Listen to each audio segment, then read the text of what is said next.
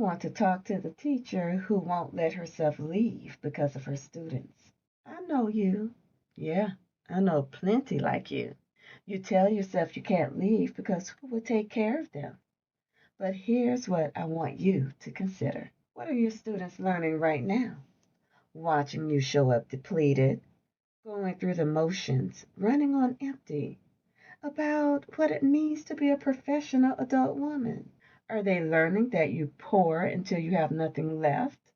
That you sacrifice your well being for everyone else's comfort? Or could you show them something different?